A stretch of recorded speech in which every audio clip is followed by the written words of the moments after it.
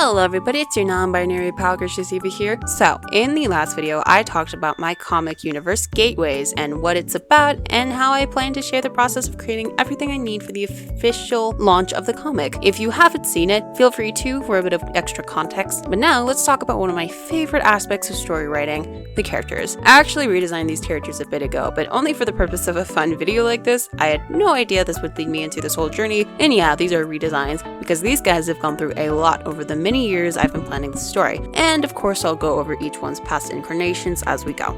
So let's get started with the main character of this first act, E.V.A. E.V.A, aka the Ruby Sword Hero. E.V.A's story in the comic is that her kingdom was attacked when she was very young, with her being one of the only survivors left, thanks to the help of her parents' friends. She grows up in an orphanage in Garlandia, which is home to the pig stealing people. There she meets her friend Elizabeth, and eventually gets to learn how to sword fight. However, when their home is attacked, she finds herself being able to wield one of the greatest swords made in history, the Ruby Sword. This sword is linked with her past and drives her to go back to the ruined kingdom placed on the planet Centaura in order to find out more about her past. E.V.A is very active, strong, and brash, and she can also be pretty stubborn, even prideful and selfish, which will lead her into a bunch of problems. Aside from wanting to go back to her old kingdom, E.V.A's biggest dream is to become an adventurer, a legit job in this universe, and this will be sort of her first ever journey. E.V.A was the first character I made for the story and was based off of an old Minecraft skin I had. Actually, this whole thing was originally going to be a Minecraft story before I revisited it to be original.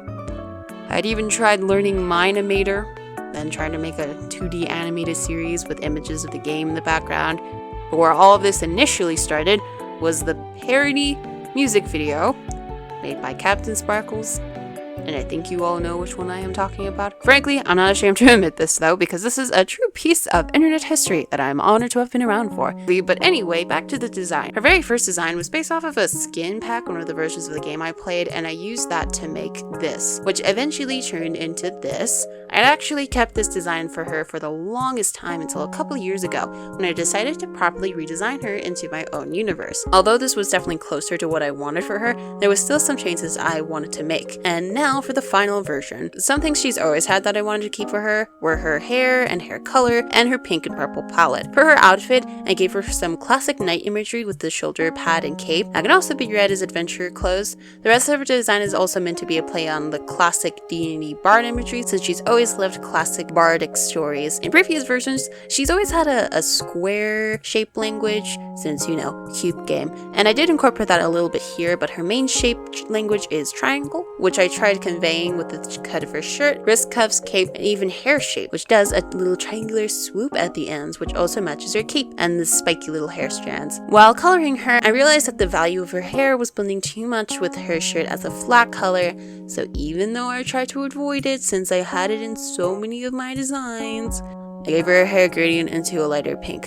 Okay, look, I don't have a problem. It just works better with when you include a hair gradient, okay? I swear. Where her eyes have always been this purple color, and her eyes have actually always been this purple color, and her eye shape has also pretty much stayed the same. And lastly, I gave her a square flower charm in her hair as an homage to her straight up flower crown in the original. For her ruby sword, it's actually a design I've had for a long time, and I used primarily diamond shapes except for the gem in the middle with red and gold. I have actually talked about this sword before in a story that you might already know. Let's just say this sword is not just important for this comic, but this universe as well. And that was all for E.V.A's design. This is definitely a design I really enjoyed and hopefully is pretty recognizable.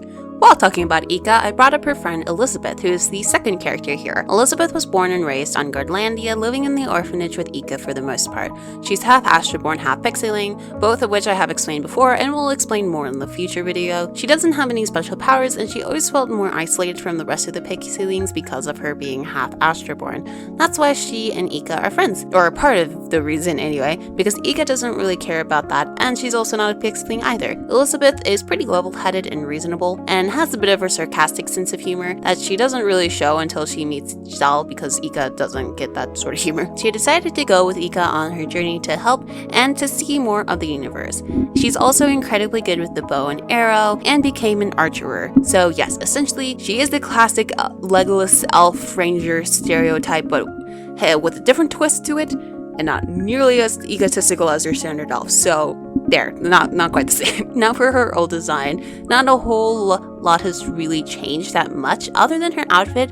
She's always had the same white hair that goes over one side of her face, yellow eyes, and an overall yellow color scheme. For her second ever design, it's not too dissimilar to what I have now. The biggest thing is that it was just way too complicated and I would never be able to draw it over and over again, so her new design fixes that. I obviously looked up some other archer designs in order to give this design a bit more accuracy. I gave her this shoulder guard and gloves similar to ones real archers wear, and put the arrow holder on her belt rather than behind her, since it helped to balance everything out a bit. I also gave her the secondary color of gray to go with yellow, since I thought it was just looking a bit too monochromatic, especially compared to everyone else who didn't really have a super monochromatic color scheme. And I incorporated that into her bow as well, which is designed to look a bit like a branch, a little bit. And like I said, a bit of this fits a bit into the stereotype. But the whole gang kind of fits into a classic D&D party stereotype because D&D is awesome, and I obviously would do that.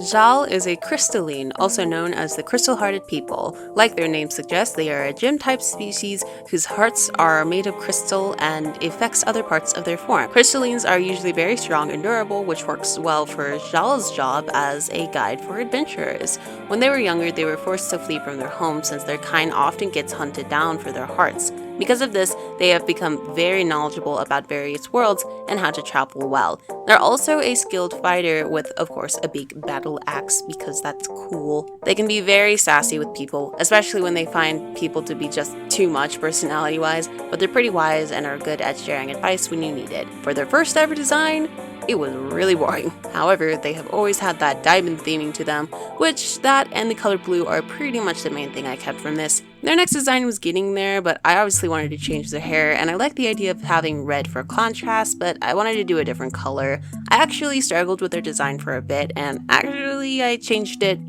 from the last one that's shown in this speed paint. I'll go ahead and say that I was basically trying really hard to avoid a straight up high ponytail style, since I feel like I use that hairstyle a lot in my designs, but after seeing how it just how their other design just did not work silhouette wise, I gave up and gave them the ponytail. But I actually do really like how it works, and they have a braid too, so it's not too much similar to what I've done before, right?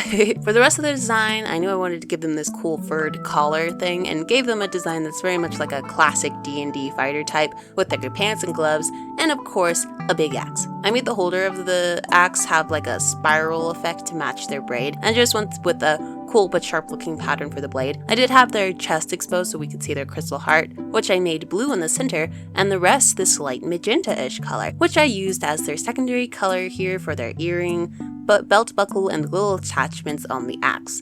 I also added a little bit of lavender in their eyes along with the blue, and used that color for their hair and skin and crystal sparkles, because of course I was going to add that. Of course I am. After I got to their final design, I was much happier with it. The biggest thing was avoiding a hairstyle that they so obviously needed.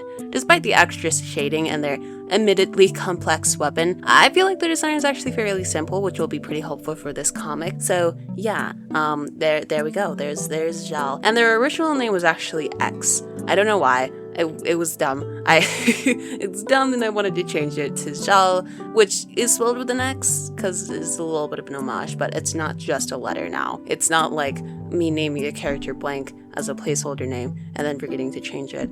It's different now. I changed it, and it's good now. And now let's take a break from the protagonist and talk about the antagonist, Akie, aka the Shadow Queen. Ever since this idea started in my head, I had Akie as the parallel opposite antagonist for E.V.A. and as the Shadow Queen. And she is literally the Shadow Queen, as she's the queen of the Shadowling people, we'll talk about later, and of course has shadow powers. But the thing is, she's not a Shadowling, so how exactly did she become their queen? Well, that's something you'll have to wait and read about, because I'm not going to talk about her backstory. You'll have to wait to read more of that. You'll have to wait and see. I will talk about her design though. Obviously her first one was really boring, but I did keep the purple hair and edgy black scalaras and red eyes. So edgy. so wow. But I did change it so that the black scaleras only appear when she's using her powers, which may or may not be even edgier. You might decide. And her red eyes are actually important for her story. In this universe, red eyes are actually seen as a bad omen in a lot of beliefs, so that may be a contributor to her current story. For her past design, I was really struggling with how to design her as royalty, but also not super feminine. It took a bit to get there, so her past designs were just not good. With just a lack of good color schemes and silhouette, I didn't like it. But I was able to get to something good here by, shocker, making the design simpler all around and sticking to a stricter palette of reds and blacks.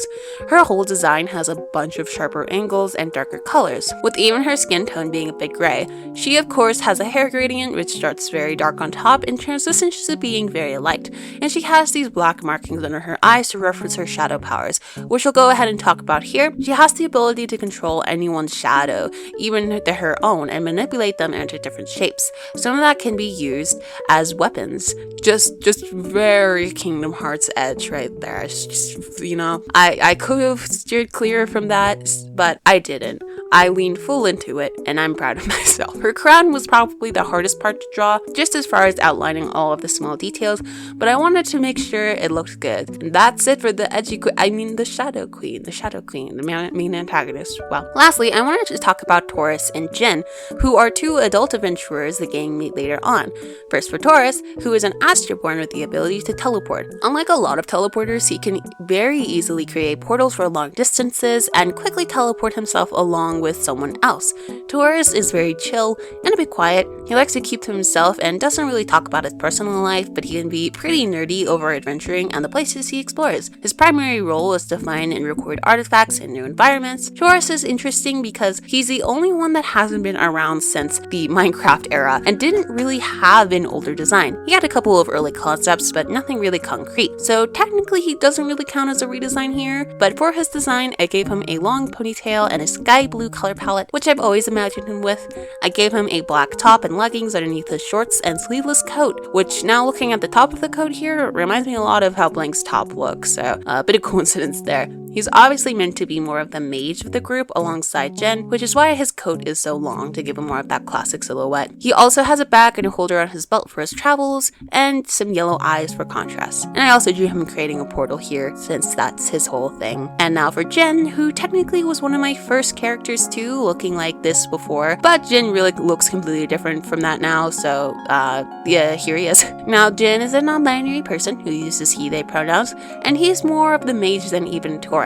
No one really knows how, but he has the ability to channel nature magic with seemingly no source. They're all in all a very mysterious person that can appear either wise and calm or a bit rude and arrogant, depending on who you are. They travel around as a companion for Taurus, and yet Taurus doesn't even really know everything about them. For his design, I went with a simple tunic look with leaf patterns on their clothes, and I gave them a knife with an ankh symbol. They have a short bob hairstyle with some cute accessories, and to match Taurus's travel gear, I gave them a crossbody bag. Although they definitely have a very simple design, his palette that you see here isn't actually their main one. Their color scheme actually changes depending on what planet and environment they're in. Well, their clothes and hair do. Their eyes and skin stay the same. Why that is a mystery we'll have to solve later, and it might not even be solved in this first act, so yeah, you might have to stick around for Act 2. And those are all of the main characters of Gateway's Act 1. I've been wanting to talk about these characters for a long time, so I'm really glad I decided to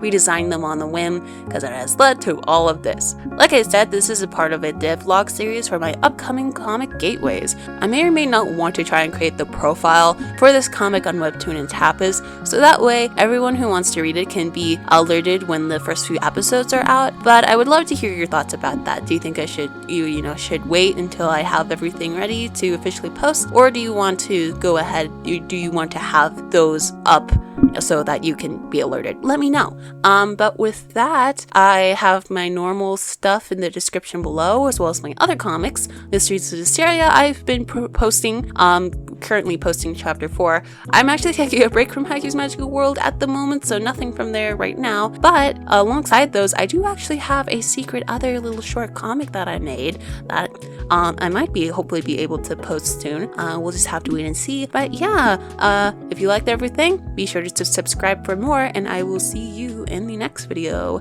Bye.